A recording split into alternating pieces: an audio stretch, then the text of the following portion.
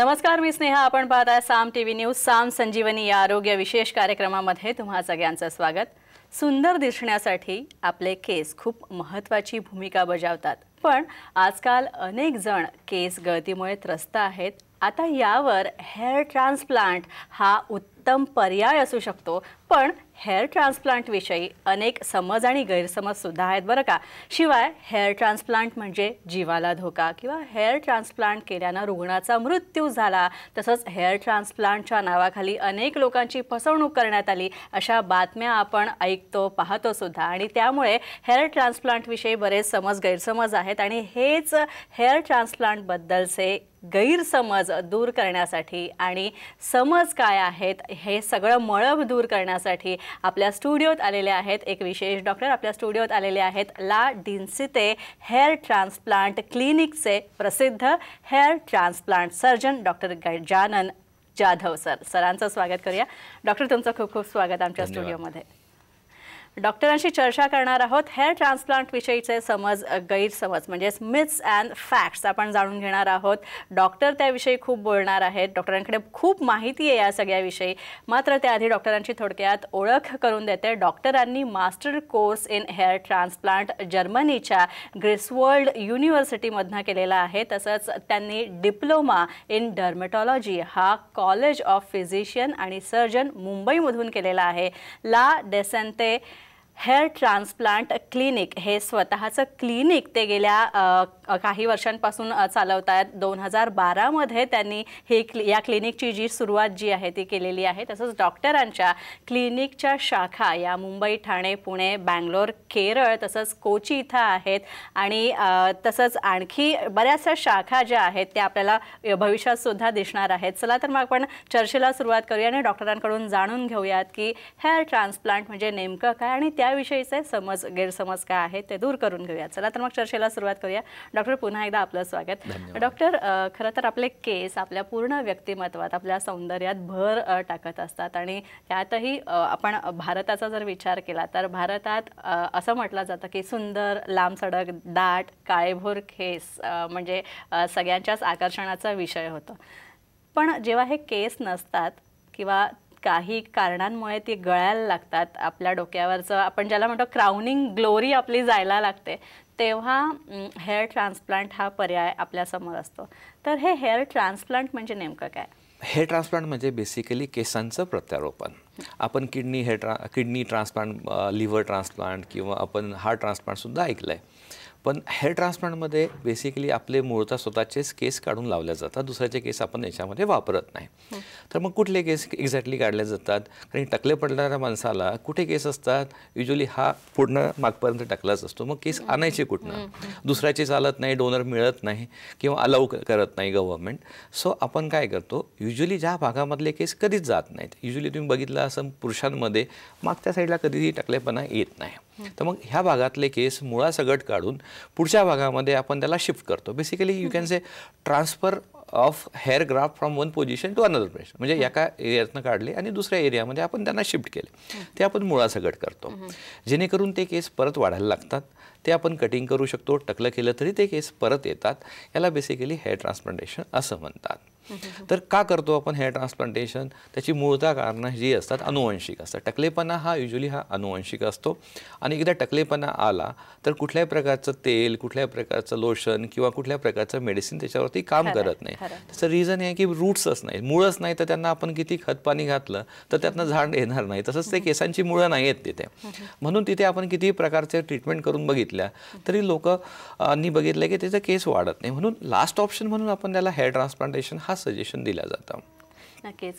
पण डॉक्टर, आणखी एक असं आहे की मगाशी मी आपल्या कार्यक्रमाची सुरुवात करताना पण म्हणाले की आपण बऱ्याचदा आम्ही सुद्धा अनेक बातम्या ऐकलेल्या आहेत की हेअर ट्रान्सप्लांट केल्यावर त्या संबंधित व्यक्तीचा मृत्यू झाला किंवा जीवाला धोका असतो, त्याच्यामुळे याच्या भानगडीत पडू नका असा गैरसमज असतो. तर याविषयी काय सांगाल? हेअर ट्रान्सप्लांटेशन ही अतिशय सोपी सर्जरी आहे. ह्यामध्ये फक्त लोकल ॲनेस्थेशियाचा यूज केला जातो. म्हणजे की जिथे आपल्याला सर्जरी करायची तिथे काही भुलीचे इंजेक्शन दिली जातात. समजा की पुढच्या भागामध्ये आणि मागच्या भागामध्ये फक्त भुलीचे इंजेक्शन दिले जातात. त्याच्यामध्ये पेशंट हा पूर्णतः शुद्धीवर असतो. म्हणजे त्याला आपल्यासोबत काय घडतंय हे कळतंय, फक्त वेदना होत नाही, कारण की भूल दिलेली असते त्या एरियामध्ये. तर आता मृत्यू का होऊ शकतो याची बेसिकली 2 मुख्यतः कारणं आहे. एक तर पेशंट हा सर्जरीसाठी फिट नाही आहे, किंवा डॉक्टर स्किल्ड नाही आहे, किंवा त्याचा सेटअप त्या सर्जरीसाठी परिपूर्ण नाही आहे. आता जर पेशंटच्या बाबतीत बोलायचं झालं तर बऱ्याच वेळेस असं होतं की पेशंटला वाटतं की ही सर्जरी एक छोटी मोठी सर्जरी आहे, आपण एखाद्या सलूनमध्ये जाऊन सर्जरी केली तरी चालेल. हा त्याचा गैरसमज आहे. हे ऑपरेशन आहे आणि हे ऑपरेशन एका स्किल्ड डॉक्टरकडनं करणं आवश्यक आहे. तुम्ही जर कुठेही जाऊन करणार त्या डॉक्टरांचं तुम्हाला क्वालिफिकेशन माहीत नाही आहे, तो खरंच डॉक्टर आहे का नाही हे सुद्धा माहीत नाही आहे. बऱ्याच लोकांनी आज बिझनेस म्हणून हेअर ट्रान्सप्लांटेशनला घेतलेलं आहे. बऱ्याच बिझनेसमन लोकांनी त्याच्यामध्ये पैसे गुंतवलेले आहेत आणि ते सेंटर स्टार्ट करतात. त्यांना पैशांची कटक म्हणजे पैसे कमी करायचे असतात, इन्व्हेस्टमेंट कमी हवी असते, म्हणून कुठल्या तरी एखाद्या टेक्निशियनला जॉईन करून घेतात आणि त्याच्याकडनं सर्जरी करतात. हा बेसिकली सगळ्यात मुख्यतः प्रश्न निर्माण झालेला आहे. आमच्यासाठी पण बरंच चॅलेंज असतं डॉक्टरांसाठी की हे लोक स्वस्तामध्ये करायचा प्रयत्न करतात, किंवा बरेच काही त्यांना ऑफर्स दिल्या जातात आणि त्या ऑफर्सला युजली पेशंट जे असतात ते बाळतात आणि तिथे जाऊन सर्जरी करतात.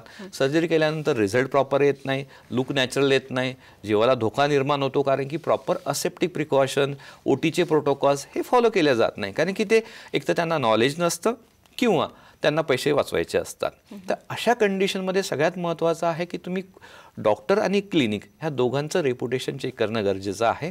डॉक्टर क्वालिफाईड आहेत का आणि एक्सपिरियन्स आहेत का, आणि ओनर कोण आहे. बिझनेसमन ओनर असेल तर शक्यता जास्त आहे की फसवणूक होऊ शकते. कारण डॉक्टरांना बेसिकली ज्यावेळेस आम्ही ओथ घेतो, MBBS झाल्यानंतर आम्ही जी शपथ घेतो की आम्ही पेशंटसाठी करणार आहोत, आम्ही पैशासाठी काम नाही करणार आहोत, तर ही कुठे ना कुठे आमच्या डोक्यामध्ये नेहमीच असते. डॉक्टर बिझनेस करतात हे बऱ्याच वेळेस तुम्ही ऐकलं असेल, पण सगळेच नाही करत. 10% ते कुठे जगाच्या पाठीवर गेलात तर ते तुम्हाला मिळतील. वाईट लोक सगळीकडेच असतात, पण याचा अर्थ 90% लोकांना तुम्ही ग्रांटेड नाही घेऊ शकत की ते पण खराब आहे.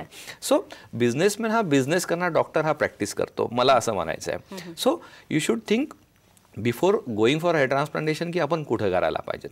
दुसरं महत्त्वाचं असं आहे की तुम्हाला जर काही बिमारी आहेत, कुणाला डायबिटीज आहे तर त्याने डायबिटीज कंट्रोल करून हेअर ट्रान्सप्लांट करायला पाहिजे. तुम्हाला हार्टचे काही प्रॉब्लेम आहे, बीपीचा काही प्रॉब्लेम आहे, तुम्ही BP 200 BP मध्ये सर्जरी नाही करता येणार, राईट. तर तुम्हाला तो BP कंट्रोल करून प्रॉपर फिटनेस घेऊन सर्जरी करायला पाहिजेत, जेणेकरून हे प्रॉब्लेम्स येणार नाहीत. डॉक्टर जाधव आहेत, गजानन जाधव, त्यांनी उत्कृष्टरित्या मला मार्गदर्शन केलं आणि मला सांगितलं की मला ॲक्च्युली हेअर ट्रान्सप्लांटची गरज आहे. आणि त्या अनुषंगाने मी 10 डिसेंबर रोजी हेअर ट्रान्सप्लांट सक्सेसफुली पार पाडलं माझं. आणि त्यानंतर एक 2-3 महिन्यानंतरच माझा रिझल्ट यायला खूप चांगला माझ्या केसांनी प्रतिसाद दिला त्या ट्रीटमेंटला. अजूनही तुम्ही पाहू शकता की माझे केस खूप डेन्सिटीमध्ये खूप चांगले आलेले आहेत आणि रिझल्ट खूप चांगला आहे. तर मी जे पण लोक हा व्हिडिओ बघत आहेत त्यांना मी अपील करेन की तुम्ही जर अशाच प्रॉब्लेममुळे जर असं काही अडचणीमध्ये आहात तर नक्कीच तुम्ही एकदा या क्लिनिकमध्ये येऊन कन्सल्ट करा. हे प्रत्यारोपित मुळासकट प्रत्यारोपित केलेले केस वाढतात किती? म्हणजे जशी नैसर्गिक केस आपले जसे वाढतात, कापले की वाढतात किंवा टक्कल केलं तर वाढतात, तर तसे हे पण वाढतात का? जो केस गळतो तो परत सायकलमध्ये जाऊन परत रिग्रोथ होतो. त्यासाठी काही स्टेम सेल्स आणि रूट्स असतात, त्याच्यामधनं केस परत तयार होत असतो. हेअर सायकलचे बेसिकली 3 स्टेजेस असतात. एका स्टेजमध्ये केस ग्रो होतात, दुसऱ्या केसमध्ये केसांची ग्रोथ थांबते आणि नंतर तो गळून जातो. तो सगळ्या केसेसमध्ये ह्या गोष्टी होत असतात. पण ज्या लोकांना जिनेटिक प्रॉब्लेम आहे किंवा काही हॉर्मोनल इश्यूज आहेत, अशा केसेसमध्ये केसांची वाढ खुंटते, केसांची थिकनेस कमी होते, केसांचा कलर चेंज होतो आणि तो गळतो परत येत नाही. तर अशा केसेसमध्ये टकलेपणा येतो. ट्रान्सप्लांटच्या केसांमध्ये आपण जे स्ट्रॉंग केस असतात बेसिकली ते मागच्या भागामध्ये असतात, त्याच्यावरती हॉर्मोनल इफेक्ट किंवा जेनेटिक इफेक्ट होत नाही. तुम्ही बघितलं असेल की मागचे केस कुणाचीच जात नाही. का जात नाही? पुढचेच का जातात? तर ते जेनेटिकली डिसाइडेड असतात की कोणते केस हे जाणार आहेत, कोणते नाही जाणार आहेत. त्यामुळे ते मागच्याच भागातले केस यूज केले जातात. जर कुठल्या मनुष्याला ते कमी पडत असतील तर आम्ही दाढीचे केस किंवा कधी कधी शरीराचे सुद्धा केस यूज करतो. आणि हे केस एकदा आपण लावले तर ते रूट सोबत लावतो. आपण लॉंग केस कधीच लावत नाही, आपण रूट्स लावतो. त्यातनं तुम्ही कितीही वेळेस कटिंग केली, टकलं केलं तर केस परत रिजनरेट होतो.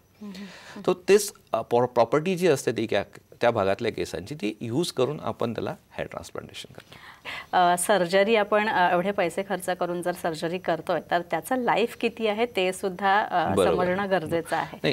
त्याविषयी काय? हा प्रश्न युजली मला सगळे पेशंट विचारतात की सर आज मी सर्जरी करतो तर मला परत टकलेपणा तर येणार नाही ना, तुम्ही आज मला केस लावून दिलात, कदाचित एक 6-7 महिन्यामध्ये मी छान दिसेल सुद्धा, पण पुढचं काय? तर आपण असं डिवाइड करूया याला की ट्रान्सप्लांटेड एरिया आणि नॉन ट्रान्सप्लांटेड एरिया. आता कसं असतं, प्रत्येक फॅमिलीमध्ये हा टकलेपणा ठराविक असतो की काही जणांचं पुढचे 4 बोटं जातात, काही जणांचं मागपर्यंत टकलेपणा येतो. आता तुम्ही कोणत्या स्टेजमध्ये हेअर ट्रान्सप्लांट करता त्यावरती पण बऱ्याच गोष्टी अवलंबून असतात. आज आपण जर ट्रान्सप्लांट केलं तर ते केस जे असतात ते स्ट्रॉंग डोनर झोन म्हणतो आम्ही त्याला, की जिथले केस युजली कधीच जात नाही. तर अशाच भागातनं केस काढून पुढे लावल्या जातात. त्या केसांची जी लाईफ आहे मागच्या भागामध्ये ती सुद्धा सेम आपल्याला पुढच्या भागामध्ये मिळते. म्हणजे लाईफ टाईम म्हणायला हरकत नाही. पण बरेच फॅक्टर्स असतात की जे कधी कधी कारणीभूत असतात की ते थोडेफार का होईना प्रमाणात त्याची डेन्सिटी फ्युचरमध्ये कमी होऊ शकते. तर आम्ही पेशंटला सांगताना सांगतो की 80 ते 90% ट्रान्सप्लांटेड केस युजली तुम्हाला लाईफ टाईममध्ये बघायला मिळतील. कारण की आज जर आपण 100 केस एका भागामध्ये ठराविक भागामध्ये लावलेत ते पण गळणार आहेत आणि परत येणार आहेत. तर आज 100 पैकी जे दिसत आहेत तुम्हाला सगळे वाढलेले ते उद्या दिसणार नाहीत का, कारण की हे गळणार आहेत त्यातले आणि परत येणार आहेत, ते सायकलिंगमध्ये जाणार आहेत. तर त्यामुळे तुम्हाला 100च्या ऐवजी 80-90 दिसू शकतात, पण ते परत रिग्रोथ होतात. आणि कधी कधी काय होतं की काही भाग असा यूज केला जातो की जो भाग स्ट्रॉंग नाही आहे, तेवढा स्ट्रॉंग नाही आहे, त्याच्यातले केस जाऊ शकतात. अशा भागामध्ये आपण केस काढले आणि ते लावले तर तिथे कधी कधी प्रॉब्लेम क्रिएट होतो. आणि की ग्रेड 7 म्हणजे इथनं मागपर्यंत जर टकलेपणा असेल तर आपल्याला संख्या खूप जास्त लागते. 7 ते 8 हजार ग्राफ्ट लागतात. ते युजली एका स्ट्रॉंग डोनर झोनमधनं मिळत नाही. तर अशा केसेसमध्ये थोडा धोका असतो, पण पेशंटला रिझल्ट हवे असतात. त्यामुळे डॉक्टरही थोडीशी रिस्क घेतात की आपण हे केस लावले ते कदाचित मेंटेन होऊ शकतात किंवा काही मेडिसिन जर दिल्या फ्युचरमध्ये आपण की ज्याने आपला हेअरफॉल कंट्रोल होऊ शकतो, त्यांची लाईफ वाढवता येऊ शकते. ट्रान्सप्लांट केल्यानंतर पुढे काय काळजी घ्यावी हे सुद्धा डॉक्टर सांगणार आहेत. मात्र त्याआधी एक छोटासा ब्रेक घेऊया.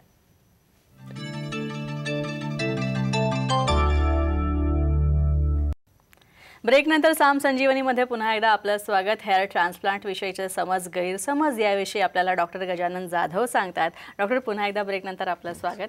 डॉक्टर असं पण म्हणतात की हेअर ट्रान्सप्लांटनंतर डोळ्यांचे काही विकार उद्भवतात किंवा कॅन्सरसारखे आजारसुद्धा होऊ शकतात किंवा डोकेदुखी असे सगळे विकार उद्भवतात. तर हे कितपत खरं आहे? नाही, असं कुठल्याही प्रकारचा प्रॉब्लेम हेअर ट्रान्सप्लांटेशन नंतर येत नाही. कारण की आपण जी सर्जरी करतो आहे हेअर ट्रान्सप्लांटेशन ही स्किनची सर्जरी आहे. ठीक आहे. स्किन हा जो पार्ट आहे बेसिकली 2 भागामध्ये डिवाइड होतो. एक सुपरफिशियल लेअर असतं त्याला एपिडर्मिस म्हणतात, डीप लेअर त्याला डर्मिस म्हणतात. त्याच्याखाली टिश्यू असतो हायपोक्युटेनस टिश्यू असं म्हणतो आपण त्याला. तर ही जी सर्जरी आहे ही रिलेटेड टू फक्त सुपरफिशियल आणि डर्मिस म्हणजे त्या भागामध्येच रिलेटेड असतं. त्याच्या खाली जे असतात त्याच्याखाली फॅट टिश्यू असतो, त्याच्याखाली स्कल बोन असतं, त्याच्या आतमध्ये मेंदू हा प्रोटेक्टेड असतो. त्याच्यामुळे आपण ही कुठल्याही प्रकारच्या मेंदू शक्यताच नाही. कारण की जे काही इन्स्ट्रुमेंट यूज केले जातात ते एवढे सिंपल इन्स्ट्रुमेंट असतात की त्यांची लेंथ 5 मिलीमीटरपेक्षा जास्त नसते. त्यामुळे डीप जाताना सुद्धा एवढं डीप जाऊ शकत नाही. आणि ते एवढे शार्प नसतात की ते स्कल बोनला पेनिट्रेट करू शकतात किंवा स्कल बोनला पास करू शकतात, कारण त्याला ड्रिल मशीन लागेल डायरेक्ट जर करायचं असेल तर. तसं कुठल्याही प्रकारचा काही प्रॉब्लेम ब्रेनमध्ये तरी होत नाही. काही लोकांना जी हेअर ट्रान्सप्लांटेशन नंतर चेहऱ्यावरती सूज येते ती सूज ही 100% जाते. पण जर पेशंटला काही बिमारी असेल, डायबिटीज आहे किंवा एक्झिस्टिंग काही डिसऑर्डर्स असतील तर काही काळजी घ्यायची असते. ते डॉक्टरांना माहीत असतं की आपण सूज कमी कशी करू शकतो, सूज न येण्याची आपण काही अजून काही योजना करू शकतो का, जेणेकरून मेजर काही प्रॉब्लेम येणार नाही. तर कॅन्सर होणे किंवा कम्प्लीट हेडेक राहणे लाईफ टाईम किंवा डोळ्यांचे आजार असे कुठल्याही प्रकारचे होत नाही. कारण की ही सर्जरी स्किन सर्जरी आहे बेसिकली, ही डोळ्यांशी रिलेटेड नाही किंवा मेंदूशी रिलेटेड नाही. त्यामुळं कधी कधी काय होतं की पेशंटला आपण म्हणतो ना कावळा बसायचा आणि फांदी तुटायची, तशातला प्रकार कधी कधी घडतो आणि ते सगळीकडे पसरल्या जातं. निगेटिव्ह बातम्या युजली लवकर पसरतात, पॉझिटिव्ह पसरत नाही असं म्हणतो आपण, तशा प्रकारचा हा प्रकार आहे. सुंदर दिसण्याचा अधिकार सगळ्यांनाच असतो आणि भले तुम्ही तुमचं वय होत चाललेलं असो किंवा तुम्ही तरुण असा, सगळ्यांनाच सुंदर दिसण्याचा अधिकार असतो. त्यामुळे हेअर ट्रान्सप्लांट करण्यासाठी वयाचं काही बंधन असतं का, याबद्दल काय सांगा? नाही, त्याच्यासाठी गाईडलाईन्स आहेत. सगळ्यात महत्त्वाची आज जी गाईडलाईन्स आहे ती ही आहे की तुम्हाला टकलेपणा किती आलेला आहे. म्हणजे वयाच्या जर तुम्ही 25व्या वर्षी तुम्हाला पूर्णच टकलेपणा आहे, ग्रेड 7 म्हणतो आपण, इथपासून इथपर्यंत, तर ऑब्व्हियसली आपल्याला करायला लागेल, बरोबर आहे. पण जर वयाच्या तुम्ही 40व्या वर्षी तुम्हाला फक्त एकच बोटाचा टकलेपणा आहे, हेअरलाईन इथनं होती तुमचं इथपर्यंत गेलं, तर करायचं का नाही करायचं ते महत्त्वाचं आहे. तर आम्ही याला काय कॅटेगराईज करतो की ग्रेडनुसार आम्ही हेअर ट्रान्सप्लांटेशन डिसाईड करतो. ग्रेड म्हणजे ग्रेड 1 to ग्रेड 7 असे मेल पॅटर्न हेअर लॉसचे ग्रेड्स असतात, बॉल्डनेसचे आपण म्हणूया. तर ग्रेड 1 आणि ग्रेड 2 मध्ये फक्त एकदम सुरुवात झालेली असते बॉल्डनेसची, अशा केसेसमध्ये आम्ही युजली हेअर ट्रान्सप्लांटेशन अवॉइड करतो.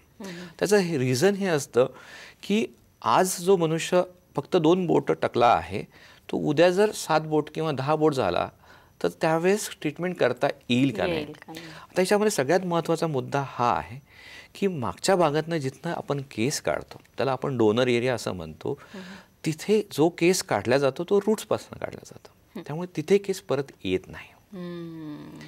याचा अर्थ असा की जे केस काढले ते लिमिटेड आहे. तुम्ही अनलिमिटेड सोर्स तुमच्याकडे नाही आहे केसांचा. आणि प्रत्येकाला जर छान दिसायचं असेल तर तुम्हाला ती नॅचरल डेन्सिटी द्यायला लागेल केसांची, जेणेकरून चांगला भांग पडेल, थोडीफार स्टायलिंग केसांना करता येईल किंवा पुढच्याला आपला टकलेपणा दिसणार नाही, एवढी तरी डेन्सिटी आम्हाला द्यायला लागते, जेणेकरून तो नॅचरल लुक येईल. जर पेशंटचे आपण सुरुवातीलाच केस काढून टाकले सुरुवातीला टकलेपणामध्ये, तर मागच्या भागामध्ये फ्युचरसाठी जर टकलेपणा येत असेल तर त्यावेळेस आमच्याकडे डोनर उरत नाही.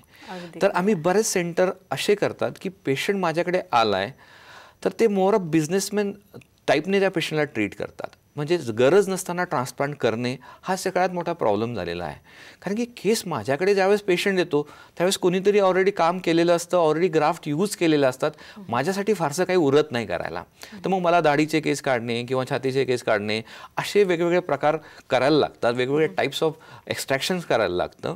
त्यामुळे आम्ही म्हणतो की जर तुमच्या फॅमिलीमध्ये प्रॉब्लेम आहे बॉल्डनेसचा आणि तुमचा खूप जास्त टकलेपणा आहे फॅमिलीमध्ये, तुम्हाला हेअर लॉसचा प्रॉब्लेम स्टार्ट झालेला आहे, तर ग्रेड 1 ग्रेड 2 मध्ये ट्रान्सप्लांट करू नका. तुमचं वय नाही आहे सध्या, तुम्ही थोडंसं वेट करा, हेअरफॉलला कंट्रोल करा आणि ज्यावेळेस ग्रेड 3 ग्रेड 4च्या पुढे जायला लागणार त्यावेळेस आपण ट्रान्सप्लांट करूया, जेणेकरून आम्हाला थोडं उंच कपाळ ठेवून तुम्हाला मॅक्सिमम एरिया कव्हर करता येईल. तर तो इश्यू जो आहे तो सॉर्ट आउट अशामध्ये होतो. आज माझ्याकडे बरेच मुलं येतात 22व्या वर्षी 20व्या वर्षी येतात, सर हा मुलगा कॉलेजमध्येच जात नाही, घरामध्येच बसतो, डिप्रेशनमध्ये आहे. आजकाल ते सगळ्यांना छान दिसायचं आहे, मुलांना तो एक प्रकारचा न्यूनगंड तयार होतो, त्यामुळे ते कॉलेजमध्ये कुणी त्यांना चिडवतं तर मग ते कॉलेजमध्ये जाणं बंद करतात. अशा केसेसमध्ये माझ्यासारख्या डॉक्टरला फार मोठा प्रश्न पडतो की वयाच्या 22व्या वर्षी मी ट्रान्सप्लांट करू किंवा नाही करू, त्याचा ग्रेड फार कमी आहे, करायचं की नाही करायचं. तर अशा केसेसमध्ये थोडासा आम्हाला पॅरेंट्ससोबत डिस्कस करून थोडंसं सायकॅट्रिक काउन्सिलिंग करून अशा पेशंटला टॅकल करायला लागतं.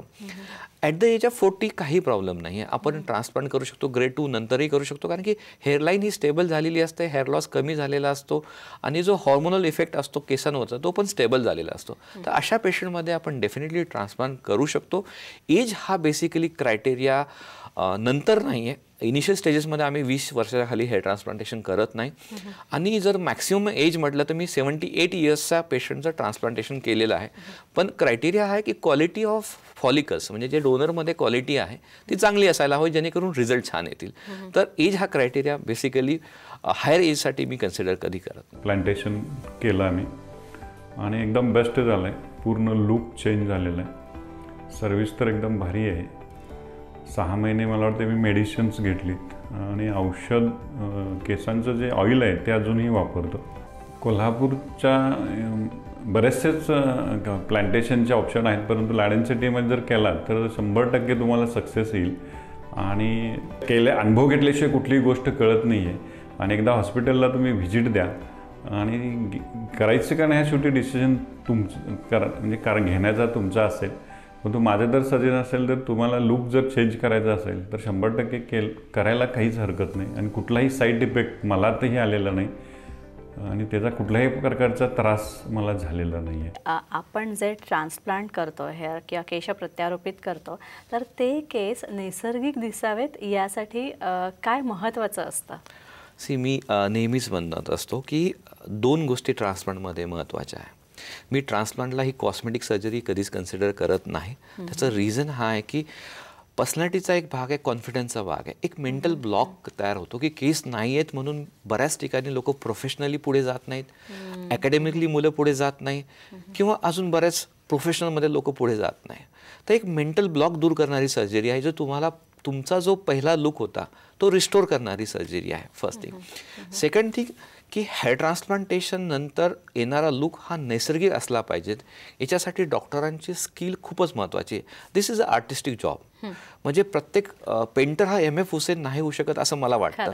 तसंच प्रत्येक डॉक्टर हा तेवढ्या पद्धतीने चांगल्या पद्धतीने नॅचरल हेअर ट्रान्सप्लांट देऊ शकत नाही आणि त्याला एक स्किल, त्याला एक सेन्स लागतो. ज्यावेळेस तुम्ही हेअर ट्रान्सप्लांटेशन करता त्यावेळेस अँगल ऑफ ट्रान्सप्लांटेशन, डेन्सिटी कशी हवी, कोणत्या प्रकारचे केस फ्रंट लाईनला वापरायचे, ह्या सगळ्यामध्ये एक्सपर्टायझेशन आणि थोडंसं एक सेन्स ऑफ आर्टिस्टिक लुकचा असायला हवा त्या डॉक्टरांकडे. तरच हे नॅचरल पद्धतीने हेअर ट्रान्सप्लांटेशन सक्सेसफुल होऊ शकतं, जे कोणी डिटेक्ट करू शकणार नाही.